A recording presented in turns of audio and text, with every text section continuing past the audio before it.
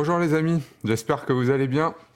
Je vous retrouve aujourd'hui pour une petite vidéo tuto où je vais vous montrer comment régler vos téléviseurs LG OLED C2 et G2. C'est vrai que de nos jours, régler son téléviseur, ça peut vite devenir assez compliqué, on peut vite se perdre dans les menus et les sous-menus.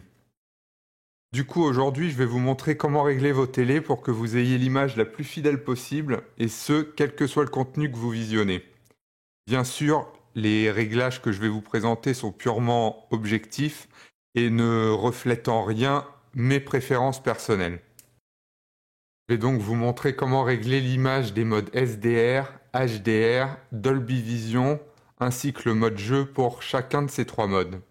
À la fin de la vidéo, je partagerai avec vous mes petits conseils sur les réglages annexes et sur les modifications que vous pouvez faire sans que ça dénature trop l'image. Afin de pouvoir vous proposer les meilleurs réglages possibles, j'ai essayé plein de combinaisons possibles et j'ai comparé les différents résultats avec une sonde professionnelle. Ok, c'est parti, commençons avec le mode SDR. Contrairement à ce qu'on pourrait penser, ce n'est pas le mode Filmmaker qui est le plus fidèle, mais le mode ISF Expert pièce sombre. Je vous invite donc à utiliser celui-ci. Pour ce qui est du format de l'image, mettez la sélection de l'utilisateur sur Original et l'analyse du signal sur Activé. Dans les paramètres avancés, vous trouverez les trois grandes catégories de réglages qui sont la luminosité, la couleur et la clarté. On va donc commencer avec la luminosité. On commence donc avec la luminosité des pixels OLED, c'est tout simplement la luminosité, disons, de votre téléviseur. Ça n'influe en rien sur la qualité de l'image, donc vous pouvez le régler comme vous voulez, suivant si votre pièce est très éclairée ou très sombre. Pour ce qui est du contraste, il faut le laisser sur 85 et les niveaux de noir sur 50. Je vous invite à couper le contraste dynamique automatique et à couper également la luminosité maximale. Pour ce qui est du gamma, vous pouvez le régler soit sur BT 1886, soit sur gamma 2.4. Pour un téléviseur OLED, c'est la même chose. La plage vidéo doit être réglée sur auto pour que les couleurs soient correctes. Et pour ce qui est de la protection des yeux, je vous invite à tout simplement désactiver cette fonctionnalité. Passons maintenant aux couleurs. Il faut mettre la profondeur des couleurs sur 50, la teinte sur 0 et très important, laisser gamme de couleurs sur détection auto. Dans le sous-menu Ajuster, vous trouverez différents réglages que je vous invite à laisser par défaut, à savoir réglage des couleurs sur désactiver, sélectionner une couleur doit être sur rouge, ajuster la saturation, ajuster la teinte et ajuster la luminosité doivent être sur 0. Vous pouvez revenir en arrière. On va maintenant accéder au sous-menu balance des blancs et au réglage le plus important de votre téléviseur, ou au moins un des plus importants, la température des couleurs. La température des couleurs doit être réglée sur chaud 50. Si vous avez passé un petit peu de temps devant votre téléviseur et qu'il était réglé sur le mode éco ou sur le mode standard, il se peut que votre œil se soit habitué à une image très très bleue et du coup l'image va peut-être vous sembler un petit peu jaune en le réglant comme ça. Ce que je vous invite à faire, c'est d'éteindre votre téléviseur, de faire autre chose pendant 10 minutes et quand vous allez le rallumer, vous vous en rendrez plus compte. Quoi qu'il en soit, il est très important de laisser la température des couleurs sur chaud 50. Pour ce qui est des autres réglages de la balance des blancs, vous n'avez rien à toucher, vous laissez méthode sur 2 points, point surélevé et rouge, vert, bleu sur 0 et vous pouvez revenir en arrière. On va maintenant s'occuper du menu clarté et c'est pas compliqué, dans celui-là on va pratiquement tout désactiver. On commence donc par ajuster la netteté que vous allez devoir rabaisser à 0. Ensuite, la résolution élevée doit être désactivée. La réduction de bruit doit être désactivée aussi. La réduction de bruit MPEG désactivée. Et les dégradés fluides désactivés. Par contre, pour que votre téléviseur se cale sur la bonne fréquence d'image suivant le contenu que vous êtes en train de regarder, un film en Blu-ray ou Netflix ou la télé, etc., il est très important que Cinéma Originel soit toujours sur activé. Pour éviter d'avoir des artefacts bizarres à l'image ou un effet caméscope, je vous invite à désactiver le True Motion. Et donc vous pouvez revenir en arrière. Et voilà, c'est fini pour le mode SDR, il est parfaitement réglé. Vous pouvez cliquer sur appliquer à toutes les entrées, comme ça quelle que soit la source que vous regardez, vous n'avez pas besoin de reparamétrer le mode à chaque fois. Du coup, je vous invite évidemment à désactiver les deux options qui se trouvent en dessous, à savoir le démarrage automatique du mode Filmmaker, vu qu'on n'utilise pas celui-là, et l'option réduire la lumière bleue. Avant de passer au mode HDR, je vais vous montrer comment régler le mode jeu. C'est à peu près les mêmes réglages que le mode SDR, donc je vais faire ça rapidement, histoire que la vidéo soit pas trop longue. Quand vous allez sélectionner une console comme source avec votre téléviseur, il devrait automatiquement passer en mode optimiseur de jeu. Comme tout à l'heure, dans format de l'image, vous laissez sélection de l'utilisateur sur Original et analyse du signal sur Activer. Ensuite, dans le menu luminosité, vous réglez les pixels OLED comme vous avez envie. Vous mettez encore une fois le contraste à 85 et les niveaux de noir à 50. Le contraste dynamique automatique et la luminosité maximale doivent être tous les deux désactivés. Le gamma, comme tout à l'heure, doit être réglé sur BT 1886 ou sur 2.4. La plage vidéo doit être sur Auto et vous pouvez désactiver la protection des yeux. Dans le menu des couleurs, la profondeur de couleur est un tout petit peu différente et doit cette fois-ci être réglée sur 55. La teinte est toujours à 0 et la gamme de couleurs reste sur détection auto. Encore une fois, dans le menu ajusté, vous n'avez normalement rien à changer. Le réglage des couleurs est sur désactiver. Sélectionner une couleur doit être sur rouge et ajuster la saturation, la teinte, la luminosité doivent toutes les trois être sur 0. Pour ce qui est de la balance des blancs, pas de changement non plus. Vous laissez la température des couleurs sur 50, méthode sur 2 points, point élevé, rouge, vert et bleu sur 0. Enfin, dans le menu clarté, pas de grand changement.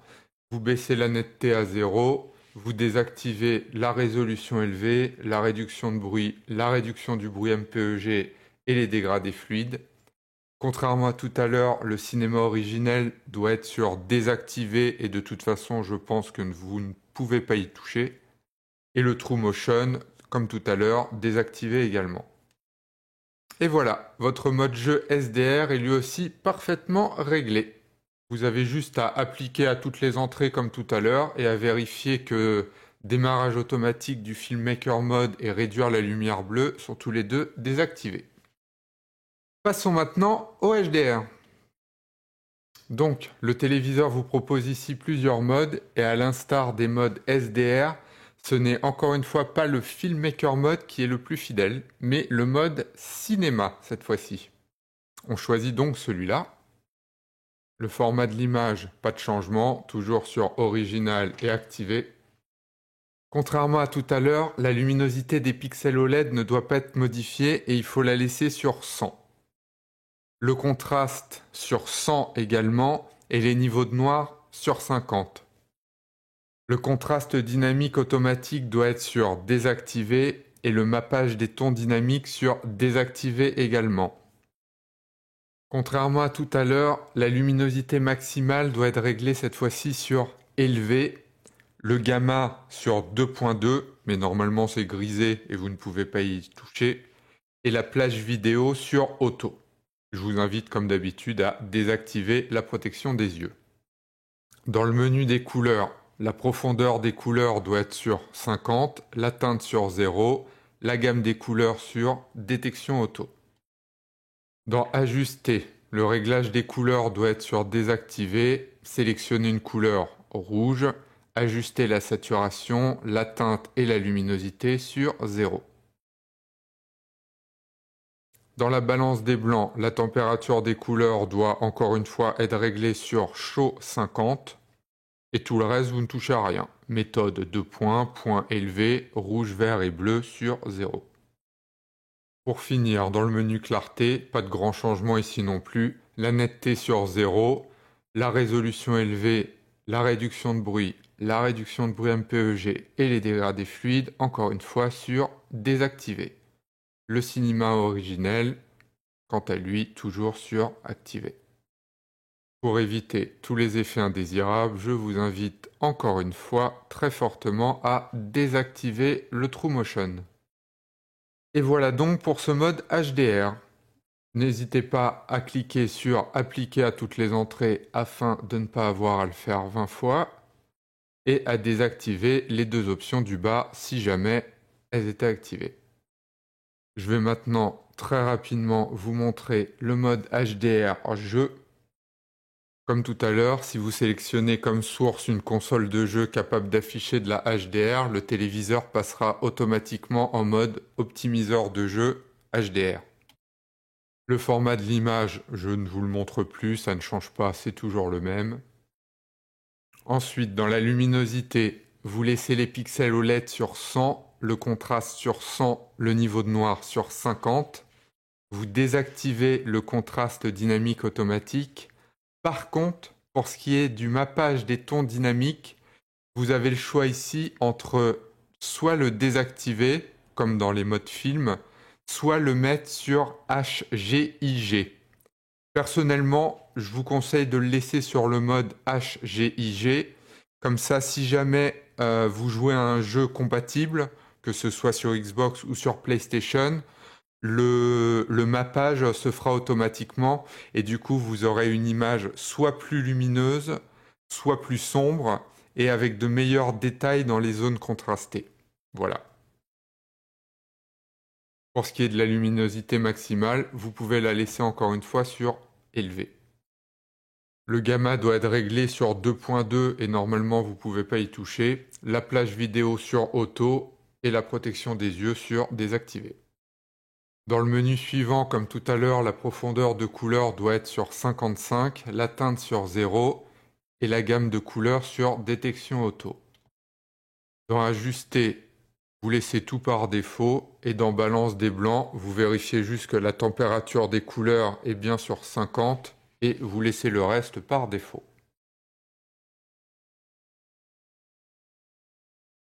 Enfin, dans le menu clarté, vous baissez la netteté à 0 et vous vérifiez que tout le reste est bien désactivé. Voilà, c'est tout pour le mode jeu HDR. Vous faites comme d'habitude, appliquer à toutes les entrées, vous vérifiez que les deux derniers sont bien désactivés et on va maintenant passer au mode Dolby Vision.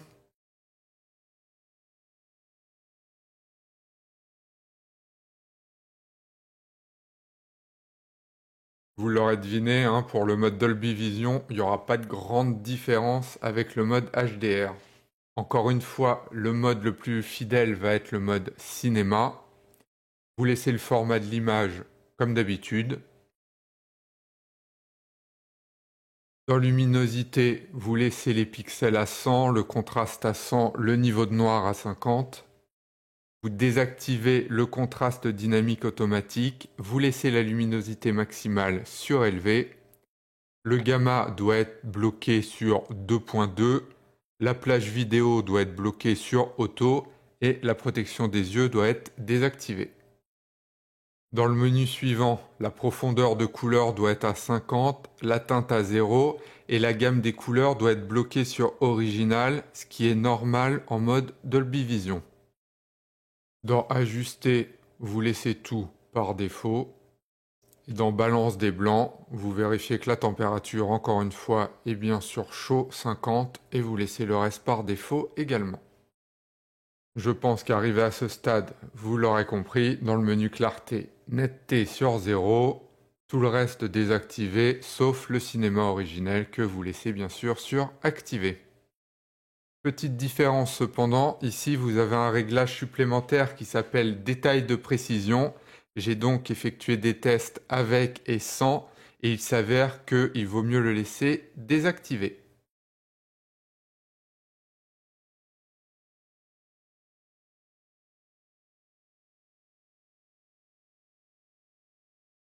On va maintenant finir nos réglages avec le mode jeu Dolby Vision que je n'ai pas eu l'occasion d'utiliser parce que tout simplement je n'ai pas de jeu qui y soit compatible.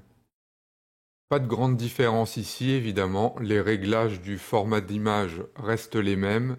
Les réglages de luminosité également.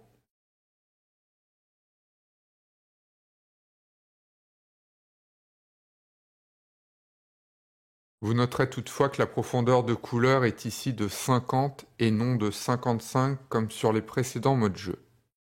La gamme des couleurs est toujours sur Original. Dans le menu à ajuster, vous laissez tout par défaut. Et dans la balance des blancs, vous vérifiez juste que votre température de couleur est toujours sur chaud 50. Sinon, rien n'a changé.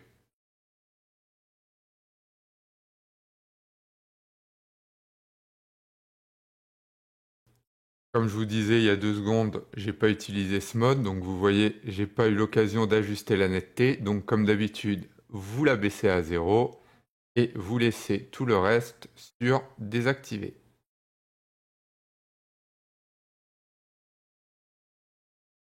Et voilà les amis, quoi que vous fassiez sur votre téléviseur, que ce soit regarder la télé, regarder un match, regarder un film ou jouer à n'importe quel jeu, vous aurez une image nickel et ultra fidèle. C'est donc fini pour les réglages à proprement parler, mais avant de se quitter, j'ai quand même des petits conseils pour vous. Premier conseil donc, si jamais vous trouvez que le mode expert pièce sombre est, comme son nom l'indique, trop sombre pour regarder la télé la journée ou que vous avez le reflet d'une fenêtre ou quoi que ce soit dans la télé, vous pouvez utiliser le mode expert pièce lumineuse. Les réglages sont les mêmes que le mode expert pièce sombre, vous avez juste à régler le gamma sur 2.2 au lieu de le mettre sur BT 1886 ou 2.4. Deuxième conseil, je vous ai dit de laisser le True Motion sur off parce que j'aime pas du tout l'effet caméscope que ça engendre. Mais si jamais vous trouvez qu'il y a trop de scintillements dans les images ou que c'est trop saccadé, vous pouvez le mettre sur le premier écran, à savoir effet cinématique. Troisième conseil, ou plutôt petite astuce. Si jamais vous voulez que l'image ait la même luminosité que quand vous êtes au cinéma, en mode SDR, donc le mode expert pièce sombre, vous pouvez mettre la luminosité des pixels OLED entre 30 et 35. Bon, moi je vous cache pas que perso, je la laisse toujours à 100, même la nuit, quitte à m'exploser les yeux ou à mettre mes lunettes de soleil quand il y a une explosion. Et enfin, dernier conseil, sûrement le plus important, si vous allez dans le menu, que vous allez dans Général, puis Maintenance OLED et enfin Auto-maintenance du périphérique, ouais, faut vraiment fouiller, vous allez tomber sur un truc qui s'appelle économie d'énergie. Il est essentiel, mais vraiment quand je dis essentiel, c'est vital, de le mettre sur désactiver. Si vous laissez l'économie d'énergie activée, votre téléviseur va automatiquement changer les réglages de votre image et tout ce que vous avez fait là aura servi à rien. Donc voilà, très important, désactivez-le et vérifiez qu'il est désactivé à chaque fois que votre téléviseur fait une mise à jour. Si jamais vous voyez d'un seul coup que votre image devient plus lumineuse ou plus sombre ou que les couleurs changent, c'est sûrement que ça s'est réactivé par défaut. Donc voilà, normalement, une fois que vous l'avez coupé, ça reste coupé. Mais bon, si jamais votre téléviseur fait des choses bizarres, vous savez qu'il y a 99% de chances que ça en soit la cause. Et voilà les amis, c'est tout pour aujourd'hui. J'espère que ça vous aura été autant utile qu'à moi. J'espère aussi que la vidéo n'aura pas été trop longue. Si jamais ça vous intéresse, je peux faire une vidéo tuto sur les formats d'images, SDR, HDR et Dolby Vision. Et si vous voulez en savoir plus sur les différents réglages des téléviseurs et à quoi ils correspondent, je peux aussi vous faire une vidéo tuto là-dessus. Donc n'hésitez pas à me dire dans les commentaires si jamais ces deux vidéos-là, c'est des trucs qui vous intéressent ou pas. Et du coup, si jamais j'ai des demandes, eh ben, je les ferai. Et voilà les amis, cette fois on va se quitter pour de bon. N'hésitez pas à mettre un petit pouce vers le haut si vous avez aimé. Et surtout à vous abonner et à cliquer sur la cloche si vous voulez être averti de la sortie de mes prochaines vidéos. À bientôt les amis, ciao!